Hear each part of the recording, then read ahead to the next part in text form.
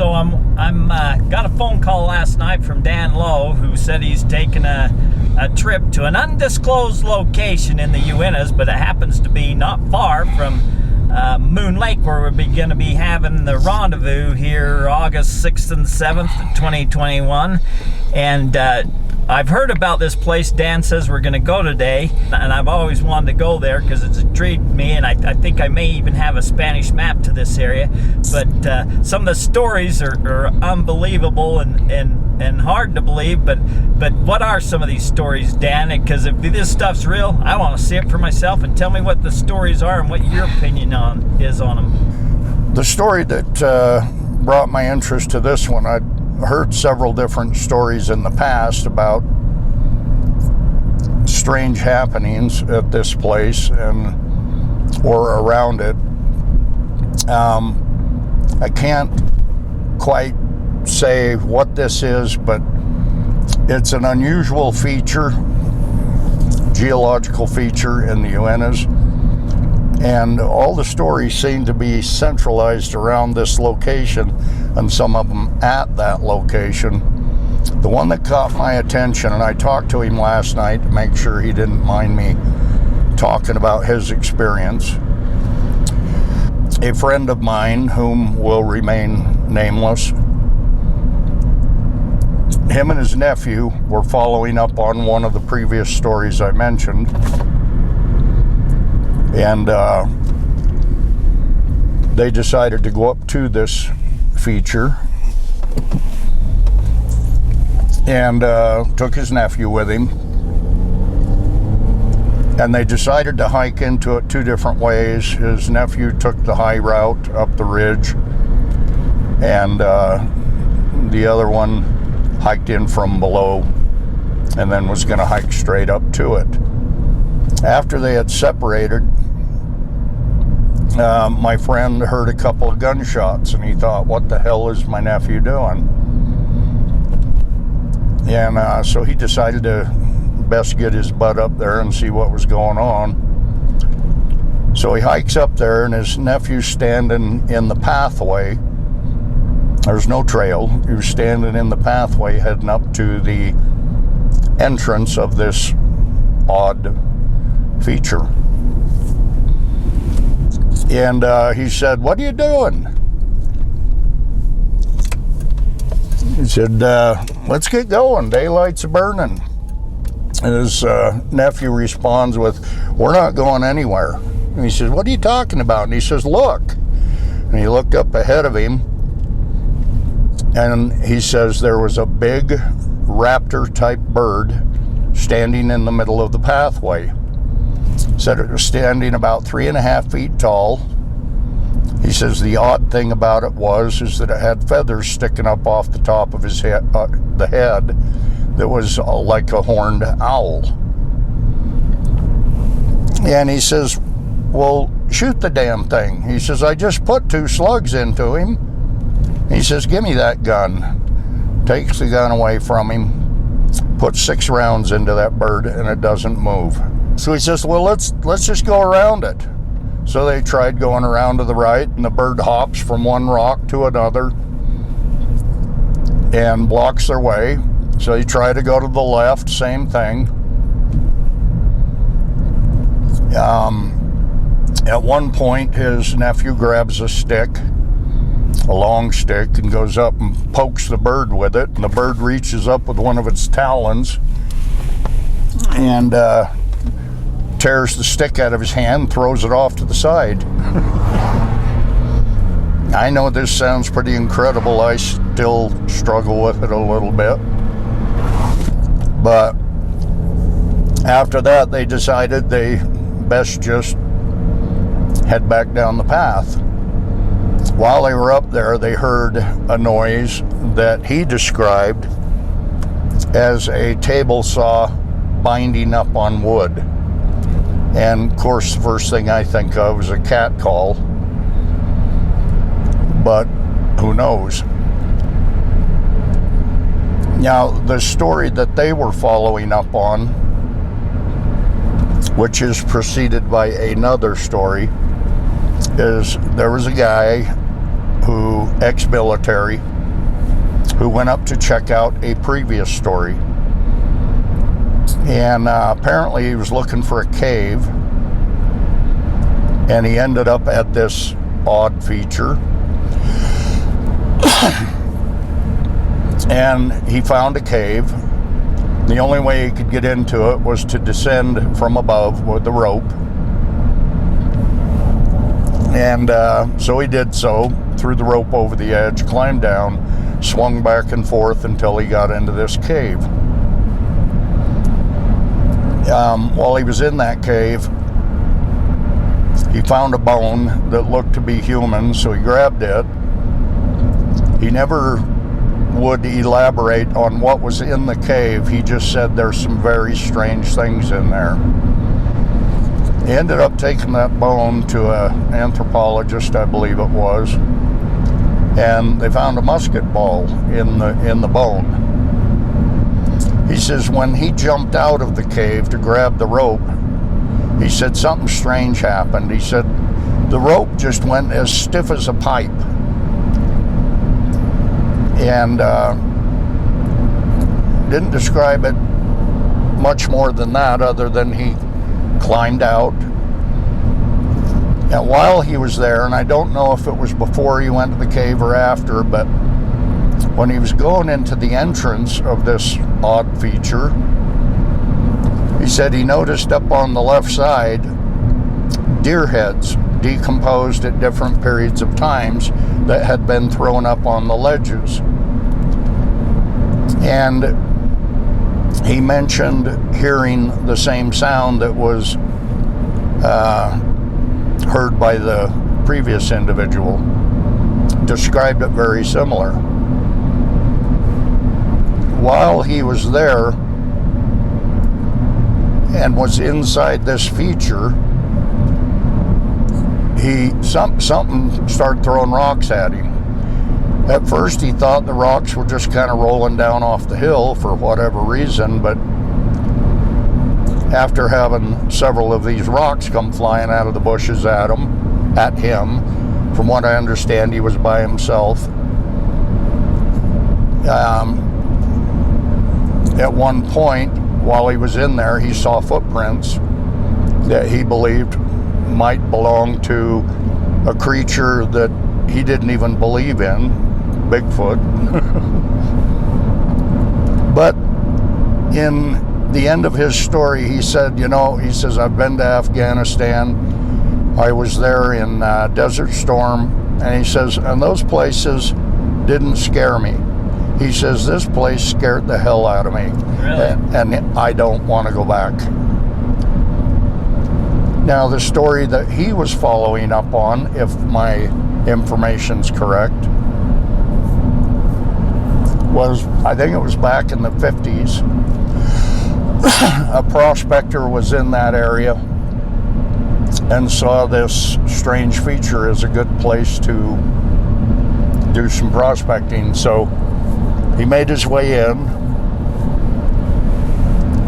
I don't know that he had any strange experiences in hearing things or seeing big birds, although there are no less than 5 different accounts of people running into this big bird, people that do not know each other, and the stories of which came at various different times in the last 20 years. What happened to this guy is that he was in this feature. There's a lot of deadfall. And at one point he broke through the deadfall and fell into a hole. I don't know how far he fell, but it was far enough that it didn't hurt him too bad. And his primary concern after he gathered his wits about him was, how the hell am I going to get out of here? Because he knew he was by himself, and he knew he couldn't reach the small hole that he was looking up at with daylight coming through it. And he could hardly see anything around him. After shaking it off, he starts feeling around on the ground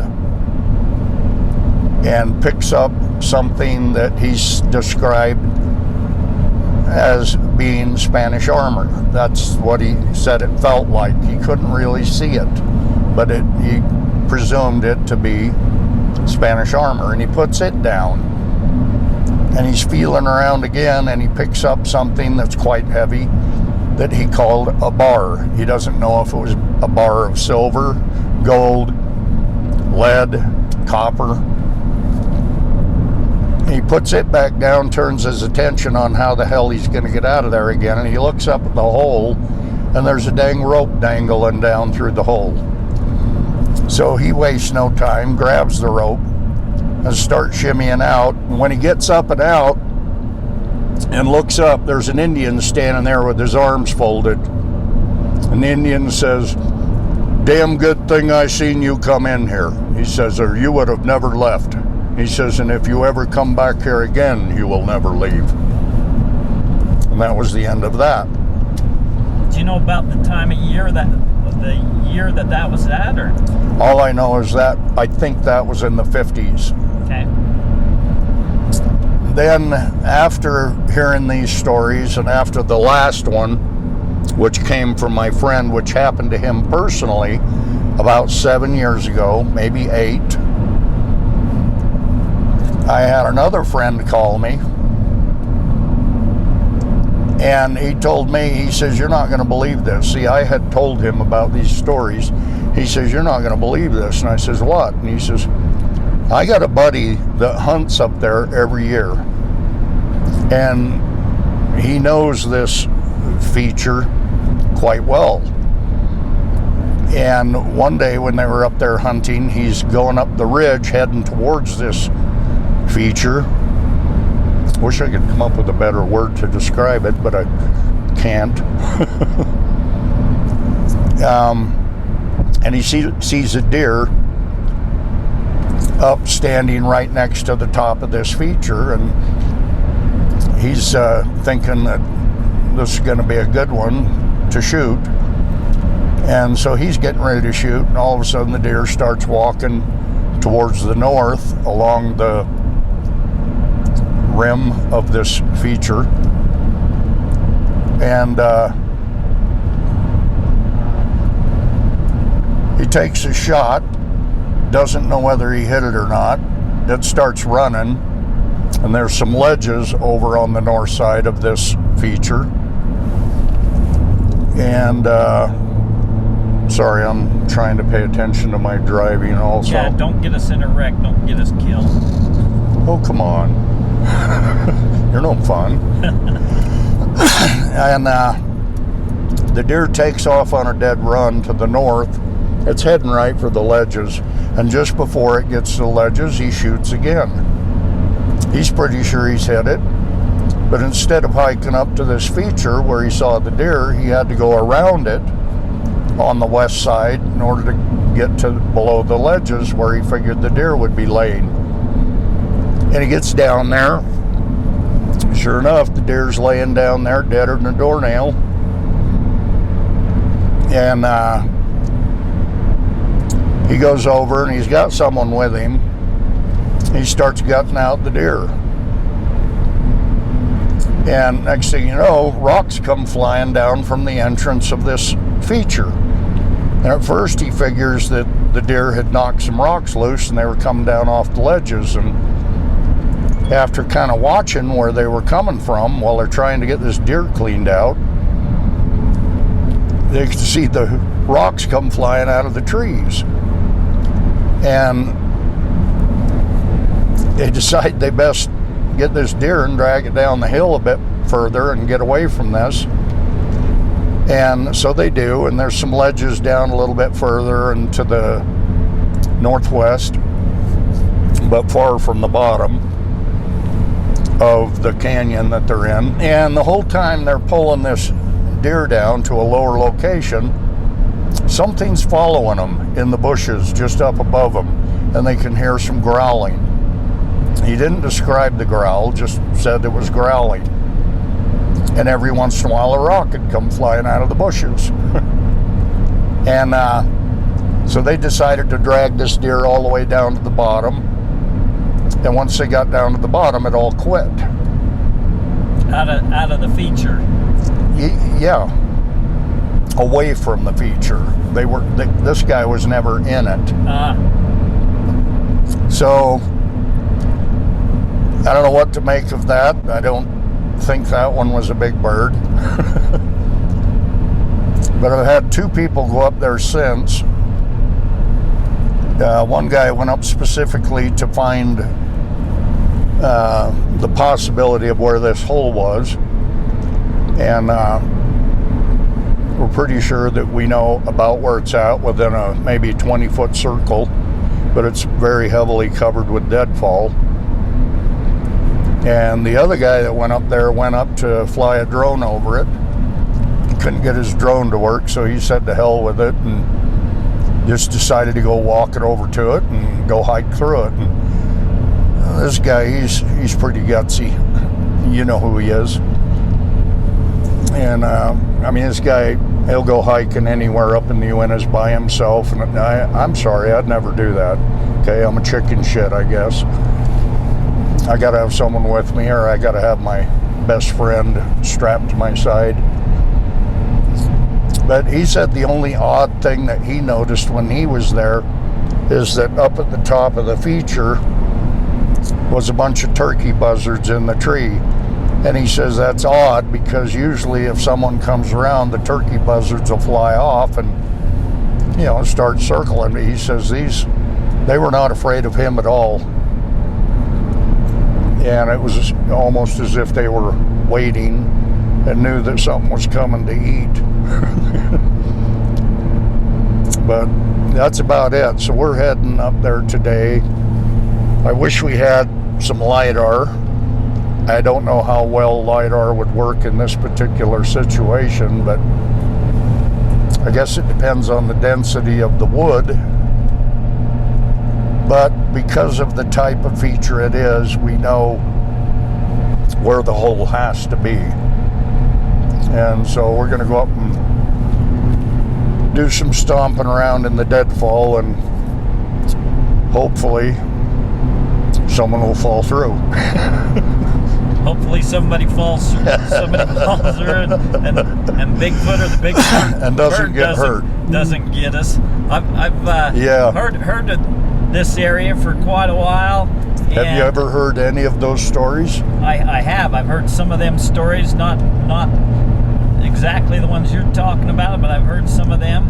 And you know, I think, yeah, right. But if it's true, man, I want to go see it. So, man, we're gonna go up there, and if we see Bigfoot, Big Bird, man, I'm filming him. I'm gonna get him on video. Well, one of the things that leads us to believe that the stories may be true is, I don't know how many people out there know this, but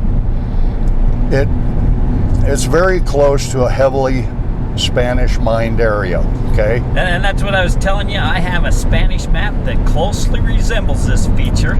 Yeah. So I don't know if you've seen this map or not. You probably don't know what I'm talking about, but probably, but I'd like to see it. I'm gonna throw it in this video. Yeah, there's not too many maps I haven't seen. I think you're right. But I lost my train of thought. Oh, one of the things that you got to remember, the Indians couldn't give a shit less about gold and silver. It just, the whole concept just really didn't make any sense to them, but they knew it was the one thing that kept these people coming back. And contrary to popular belief, they've been trying to keep the white man out of here for a couple thousand years, okay? And we'll touch on that a little bit in August. So speaking of in August, you're going to be one of the speakers at this calling it the gathering at Moon Lake. You just had to remind me, didn't you? Yes, I did. So I can't wait to hear what you have to say on that. Okay, continue what you're going to say. One of the things the Indians were in the habit of doing, and I hope they don't mind being called Indians. I'm not trying to be disrespectful here. Some don't like it. But whenever they kill a party, Spaniards. They take their spoils, their armor, everything, the bodies, and they've usually got some kind of a feature nearby, whether it's a big gaping hole in the ground, a natural crevice, whatever, and they just throw everything in it. This feature would be perfect for that kind of thing, and so things do add up a little bit. I mean, I'm still skeptical on some of the things, but because of the friend who told me this, I know this guy to be honest. He doesn't exaggerate. I mean, if he told me that he found a hoard of 400 Roman coins, he found a hoard of 400 Roman coins. Not saying he did, but if he did. So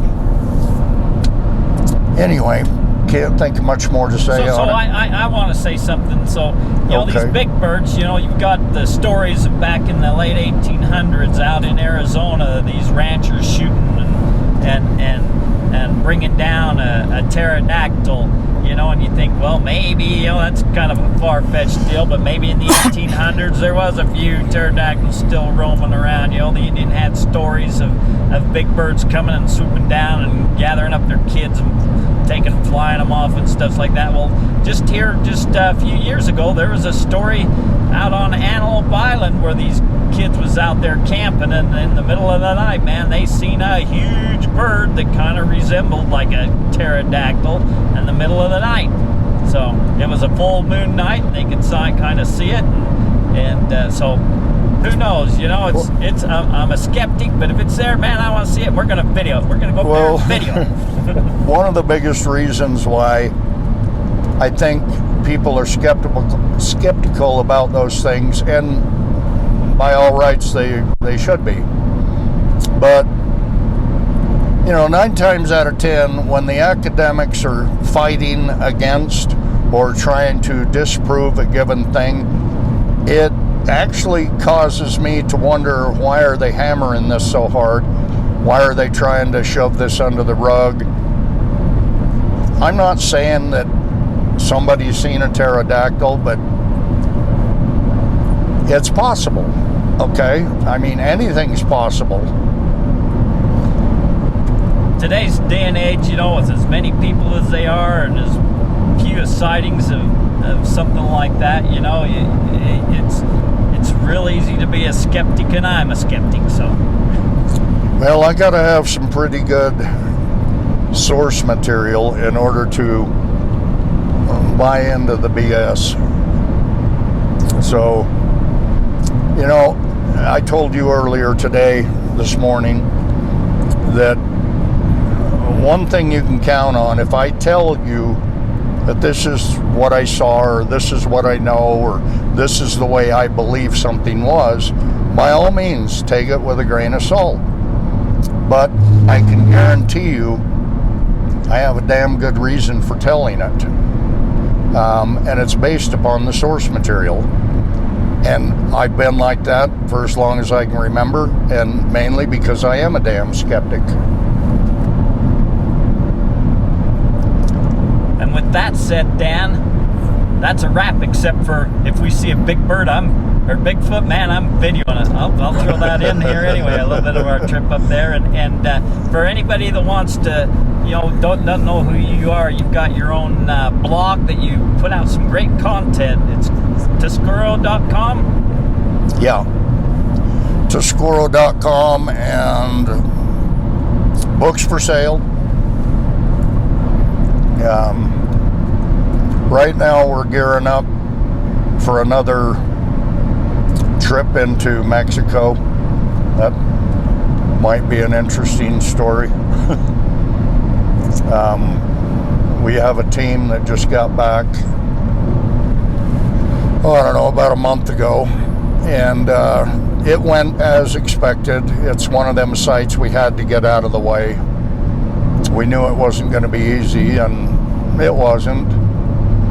And now we can move on to the next site that we have explicit instructions. So hopefully that I'll have something to tell in the future regarding that. We got projects scattered from Mexico all the way up into Montana. And with that said, that's a wrap.